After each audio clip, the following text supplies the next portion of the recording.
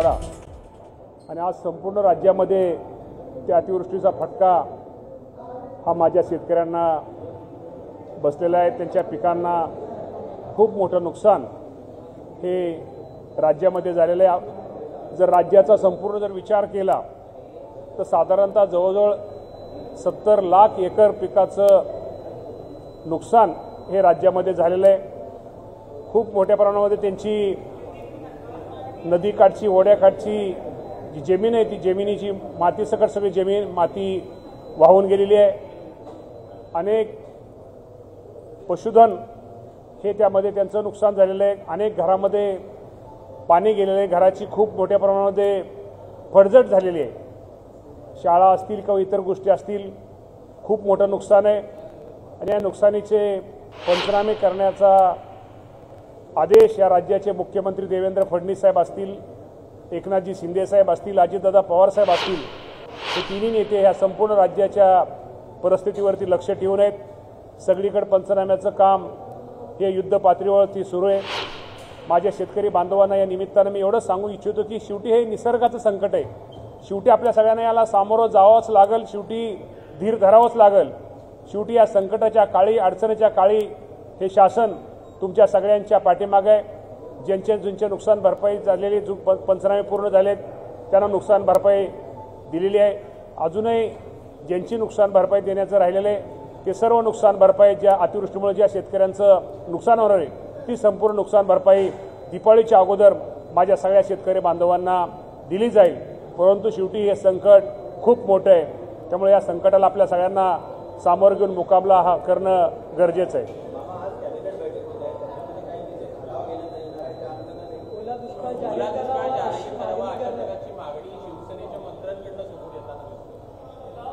मागणी 100% शेतकऱ्यांची आहे।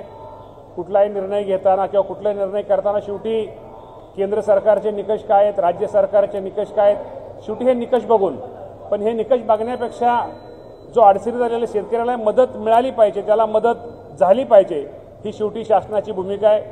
शेवटी हे शासन हे शेतकऱ्यांच्या पाठिंब्यावरच आहे अवलंबून आहे, त्यामुळे शेतकऱ्यांना मदत करणं शेवटी आमचं कर्तव्य आहे आणि निश्चित प्रकारे हे सरकार माझ्या सर्व शेतकऱ्यांना मदत करेल, सहकार्य करेल। निकषासंदर्भात कुठेतरी विरोधकांकडून प्रश्न उपस्थित केले जात आहेत। जे निकष मदत करण्यासंदर्भात किंवा पीक विमा ज्याप्रमाणे मिळणार होता ते कुठेतरी निकष बदलवले गेलेले आहेत आणि तशा प्रकारे टीका मोठ्या प्रमाणात होत आहे। हेक्टरी 13,500ची मदत की 8,500 वर इतकं नसेल, त्यामुळे जी मदत शेतकऱ्यांना होणार होती ती तुटपुंजी होणार आहे, अशा प्रकारचं विरोधक हे आक्रमक सवाल करतात। शेवटी आपल्याला माहिती आहे की NDRF याचा शेवटी जे आपल्याला माहिती आहे की NDRFच्या बरोबर असू द्या, ह्याच्या माध्यमातून असू द्या, राज्य सरकारच्या माध्यमातून असू द्या, ही जी मदत होती याची शेवटी रक्कम ठरलेली आहे। आपण म्हणतात ते बरोबर आहे, काही काळ पाठीमागं ही रक्कम ही वाढवण्यात आली होती। या बाबतीमध्ये निश्चित प्रकारे मुख्यमंत्री, दोन्ही उपमुख्यमंत्री आज मंत्रिमंडळामध्ये संपूर्ण अहवाल आम्ही त्यामध्ये त्यांच्यासमोर ठेवू आणि ते ठेवल्यानंतर निश्चित प्रकारे या बाबतीमध्ये माझ्या शेतकरी बांधवांसाठी योग्य तो चांगला निर्णय घेण्याचा प्रयत्न सरकार, राज्य सरकार करेल।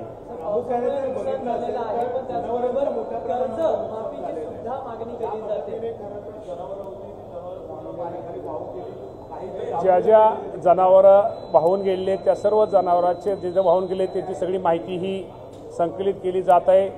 ज्याची जनावरं वाहून गेलेली त्या सर्वांना मदत केली जाईल।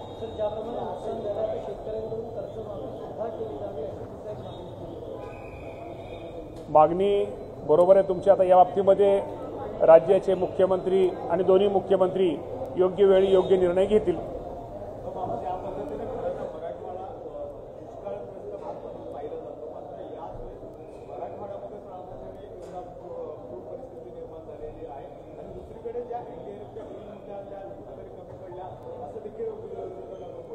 असं कमी वगैरे शेवटी हे निसर्गाचं संकट आहे। त्या संकटाला शेवटी हे संकट काय सांगून येत नाही। हे आलेले संकट, या संकटाला आपण सामना करणं आपलं गरजेचं आहे।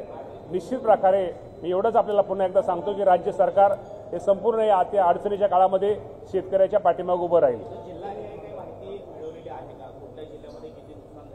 जिल्ह्याने जर माहिती आपण जर केली तर संपूर्ण राज्यामध्ये 70,000 एकर पिकाचं नुकसान झालेलं आहे आणि त्याचा जर विचार केला तर संपूर्ण सगळ्यात जास्त नांदेड जिल्हा 2 नंबर, सोलापूर, यवतमाळ, धाराशिव, बीड, अहिल्यानगर, वाशिम, बुलढाणा, जालना, हिंगोली, अकोला साधारण एकूण 30 जिल्ह्यामध्ये याचं खूप मोठ्या प्रमाणात नुकसान झालेलं आहे आणि एकूण 70 लाख एकरा पिकापैकी साधारणतः ह्या महिन्यामध्ये सप्टेंबर महिन्यामध्ये साधारणतः 31 लाख एकर शेती पिकाचं नुकसान झाले। त्यामध्ये बीड आणि धाराशिवचं आणि सोलापूर या 3 जिल्ह्यामध्ये शेतकऱ्याच्या पिकाचं जास्त नुकसान झालेलं आहे। धन्यवाद। विलास बडे यांच्याकडे। विलास, तुम्ही आत्ता ज्या ठिकाणी आहात तिथे कधीपासनं हे पाणी साचलेलं आहे, कितवा दिवस आहे आणि तुम्हाला समोर आत्ता नेमकं काय दिसतंय? श्वेता, आत्ता आपण आहोत माढा तालुक्यामध्ये आणि सीना नदीला आलेला जो महापूर आहे त्या महापुराच्या सगळी परिस्थितीमध्ये आपण ही जी पाण्याखाली गेलेली गावं आहेत, हे उंदरगाव आहे माढा तालुक्यातलं। या उंदरगावासारख्या 16 गावं पूर्णपणे पाण्याखाली गेलेली आहेत आणि या गावची ही ग्रामपंचायत आहे। ही ग्रामपंचायत पूर्णपणे पाण्याखाली गेलेली आहे। गावातली अनेक घरं, जवळपास पहिला जी छोटी घरं असतात घरं असतात ती पूर्णपणे पाण्याखाली गेलेली आहेत। अनेक घरांचा पहिला मजला पाण्याखाली गेलेला आहे। आत्ता जिथून ही बोट चालतीये ती बोट रस्त्यावर, हे गावातले रस्ते आहेत खरं तर, आणि या रस्त्यावरती ही बोट चालतीये। ही आजूबाजूची ही घरं बघा, या घरांमध्ये पाणी आलेलं आहे। छोटी छोटी धान्याचे कोठ्या आहेत त्या सुद्धा पाण्याखाली गेलेल्या आहेत। अनेक लोकांनी वर छतावरती आसरा घेतलेला आहे, तो तुम्हाला दिसत असेल। गावातलं मंदिर पाण्याखाली गेलेलं आहे। तालीम गावातली पाण्याखाली गेलेली आहे। हा दर्गा पाण्याखाली गेलेला आहे आणि हे मंदिर सुद्धा इकडे पाण्याखाली गेलेलं आहे। आपल्यासोबत या रेस्क्यू ऑपरेशनमध्ये स्थानिक आमदार सुद्धा आहेत, आपण त्यांच्याशी बोलूया। ही परिस्थिती बिकट बनत चाललेली आहे, पाणी वाढत चाललेलं आहे, भयानक परिस्थिती किती पाणी आहे? आता 1,45,000 क्युसेक्सनं पाणी येतंय आणि सकाळी 6:30चं ते पाणी 12 पर्यंत इथं पोहोचणार आहे। आणि आत्ताची परिस्थिती अशी आहे की अजून त्या ठिकाणी वर पाऊस झाला आहे नगर जिल्ह्यामध्ये आणि बीड जिल्ह्यामध्ये, त्याचं पाणी अजून वाढतंय आणि ते पाणी वाढ व्हायला लागलंय। ते पाणी वाढ होत असल्यामुळं खऱ्या अर्थानं खूप मोठा धोका आता निर्माण झाला आहे आणि याच्यामध्ये लोकांचे संसार उद्ध्वस्त झालेत। आता एक किराणा दुकान बघतोय, ह्या दुकानातलं परिस्थिती जर बघितली, त्याचा माल सगळा 10-12 लाख रुपयाचा सगळा त्या ठिकाणी अडचणीत आला असेल। आणि मग अशा परिस्थितीमध्ये आज हे साईडला ऊस बघता आपण, पूर्ण ऊस पाण्यामध्ये आहे आणि मग अशा शेतकऱ्याला त्या ठिकाणी दिलासा देणं। आणि आता 1000 ते 1200 लोक आमच्या आज 5 ते 6 गावामध्ये अडकलेले आहेत, ज्या लोकांना त्या ठिकाणी मदतीची आवश्यकता आहे। NDRFची टीम आता काम करते आहे, परंतु NDRFच्या टीमला त्या ठिकाणी 4 ते 5च बोटी आज काम करतायत। ही आता व्हाईट आर्मी कोल्हापूरची आलेली आहे, पुण्याची टीम आली आहे, परंतु 1000-1200 लोक काढणं खूप जिकिरीचं आहे। त्यासाठी एअरलिफ्ट मिलिटरी त्या ठिकाणी द्यावं लागणार आहे, कारण आज आत्ताच एक घटना बघितली आपण, एक गरोदर महिला त्या ठिकाणी सोबत त्या ठिकाणी काढण्याचं काम होतंय आणि अशा परिस्थितीत लोकांचे संसार उघड्यावर पडलेत, त्यांना मदत करणं तातडीची गरज आहे। आपल्यासोबत या रेस्क्यू ऑपरेशनमध्ये सातत्यानं सहभागी होणारे काय जवान आहेत। कोल्हापूरच्या महापुरात सुद्धा तुम्ही अशा प्रकारे मदत कार्य केलं होतं, आज काय परिस्थिती दिसते तुम्हाला? किती लोकांना तुम्ही रेस्क्यू केलं? आतापर्यंत आम्ही आता सुरुवात केलेली आहे। पहिले एक 7 ते 8 लोक आता रेस्क्यू केलेले आहेत, परत आम्ही आत जातो। आमची टीम कोल्हापूरची आहे व्हाईट आर्मी। बरं, आम्ही 1999 पासून रेस्क्यूचं काम करतो आहे। बरं, तर हे रेस्क्यू ऑपरेशन अथकपणे इथं सुरू आहे। महिला असतील, वृद्ध नागरिक असतील, त्यांना प्राधान्यानं आधी रेस्क्यू केलं जात आहे आणि त्यानंतर मग या गावामध्ये अडकलेले जे लोक आहेत त्यांना सुरक्षित स्थळी हलवण्याचं कामसुद्धा युद्धपातळीवर सुरू आहे। अनेक जनावरंसुद्धा या पुरामध्ये वाहून गेलेली आहेत। त्याचबरोबर आता या पूर ओसरल्याच्या नंतरची जी परिस्थिती निर्माण होईल त्या परिस्थितीमध्ये या नागरिकांना मदत हे नंतर आहे, पण आता लोकांचे प्राण वाचवणं याला प्राधान्यक्रम दिलं जात आहे। आणि न्यूज 18 लोकमतवरती या पूर्ण महापुराचं जे कव्हरेज आहे ते आपण बघतोय आणि परिस्थिती जसजसं सीना नदीमध्ये पाणी वरून सीना कोळेगाव प्रकल्पातून वाढवलं जातं, जवळपास 1.5 लाख क्युसेक इतके पाणी सध्या सोडलं गेलेलं आहे। हे पाणी इथपर्यंत पोहोचायला वेळ लागेल आणि जेव्हा ते पाणी इथे येईल तेव्हा आणखी काही गावं पाण्याखाली जाण्याची भीती व्यक्त केली जाते आणि नागरिकांना त्यांच्या जेवणाची व्यवस्था, सुरक्षित ठिकाणी त्यांना राहण्याची व्यवस्था जी आहे ते करण्यामध्ये प्रशासन सध्या गुंतलेलं आहे आणि हे सगळं रेस्क्यू ऑपरेशन इथं अव्याहतपणे सुरू आहे. श्वेता. बिलकुल विलास, ही सगळी दृश्य तुमच्या माध्यमातून आपण बघतोय आणि सगळी माहिती घेतोय ग्राउंड रिपोर्ट किंवा ग्राउंड झिरोवरनं, जिथे जिथे गावच्या गावं पाण्याखाली आहेत, शेती संपूर्णपणे पाण्याखाली आहे, शेतकरी आता शोधतोय नेमकं आपलं काय उरलंय, ग्रामस्थ नेमकी वाट बघतायत आता, नेमकी आता मदत कधी येते, हा पूर कधी ओसरणार, काय राहिलंय काय वाचलंय हे बघायचंय. मात्र सध्या सगळ्या नद्या या दुथडी भरून वाहत आहेत. धरणातनं मोठ्या प्रमाणात पाण्याचा विसर्ग सुरू आहे. बीड काय, सोलापूर काय, सगळीकडे हजारो हेक्टर शेती पाण्याखाली गेली आहे. सध्या हीच प्राथमिकता आहे की लोकांचे प्राण वाचवणं, जीव वाचवणं, त्यांना रेस्क्यू करणं, कोणी कुठे अडकलंय का त्यांना बाहेर काढण्याची प्राथमिकता आहे. आणि त्यासाठी NDRFचे जवान, ग्रामस्थ, स्थानिक प्रशासन, लोकप्रतिनिधी हे सगळे प्रयत्न करतायत. तर या सगळ्या NDRFचे जवान, त्यांच्या बोटी, कोणी कुठे अडकलंय का याचा शोध घेत आहेत. विलास, सगळी गावं, ज्या ज्या गावामध्ये पाणी आहे ती सगळी गावं रिकामी करण्यात आली आहेत का, सगळ्यांना कुठे ठेवलंय, त्यांची काय सोय आहे, आणि ग्रामस्थ आता अर्थातच वाट बघतायत हा पूर कधी ओसरणार.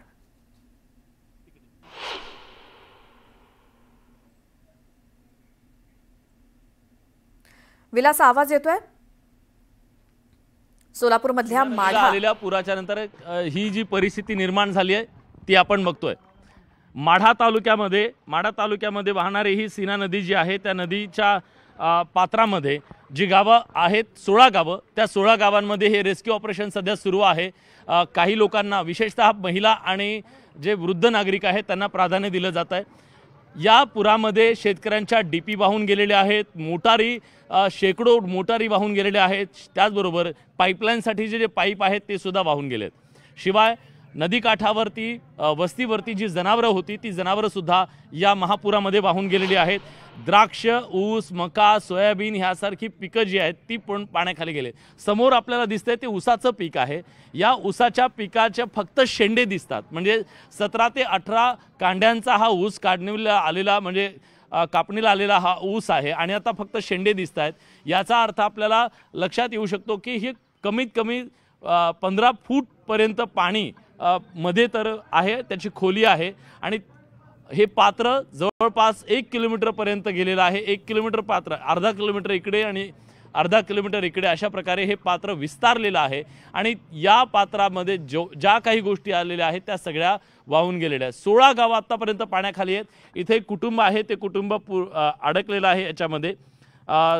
त्यांना काही घरं जी आहेत ते अजूनसुद्धा पाण्याखाली आहेत आणि पाणी ओसरेल आणि त्याच्यातून आपल्याला बाहेर काढलं जाईल अशी एक प्रकारची अपेक्षा अनेकांना आहे. त्यामुळे सुरक्षित स्थळी त्यांनी थांबावं, त्यांच्यासाठी NDRFच्या टीम आलेल्या आहेत असा मेसेज प्रशासनाकडून देण्यात आलेला आहे. फोन येत आहेत, आम्ही इथं अडकलोय आणि आम्हाला वाचवण्यासाठी यावं याच्यासाठी, आणि जसा फोन येईल तशा पद्धतीनं आता या सगळ्या नागरिकांना वाचवण्यासाठी NDRFची टीम मैदानात उतरलेली आहे.